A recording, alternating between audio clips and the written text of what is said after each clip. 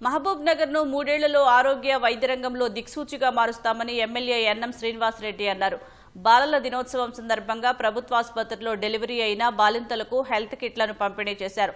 నవజాత శిశు సంరక్షణతో పాటు వారి ఆరోగ్యంపై తల్లిదండ్రులకు అవగాహన కల్పించేందుకే ఈ కార్యక్రమాన్ని చేపట్టినట్లు వివరించారు. రానున్న రోజుల్లో అందరికీ ఈ కిట్లు అందేలా చర్యలు తీసుకుంటామన్నారు.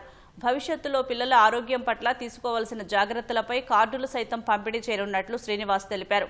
ప్రభుత్వ ఆసుపత్రిలో డెలివరీ అయిన మహిళలు, పిల్లలకు ప్రైవేటు ఆసుపత్రిలో ఎలాంటి ఓపీ ఫీజు లేకుండా ఉచితంగా వైద్యం అందించేందుకు చర్యలు చేపట్టినట్లు వెల్లడించారు.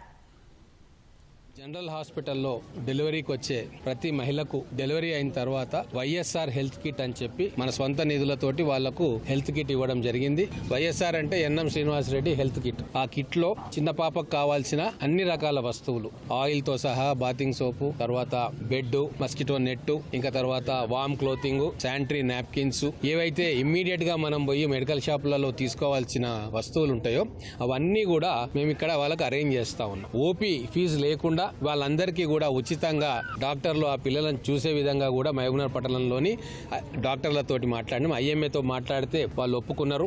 కార్డు కూడా ఇస్తాం వాళ్ళకి. ఆ కార్డు చూపిస్తే ఖచ్చితంగా వాళ్ళకు ఉచితంగా డాక్టర్ కన్సల్టేషన్ ఫీజు తీసుకోకుండా ఆ పిల్లలను చూస్తారు. ఖచ్చితంగా కొన్ని వేల మందికి ఈ రాబోయే 2-3 సంవత్సరాల్లో ఆ హెల్త్ కిట్ ఇవ్వడానికి మేము ఏర్పాట్లు చేస్తా ఉన్నాం.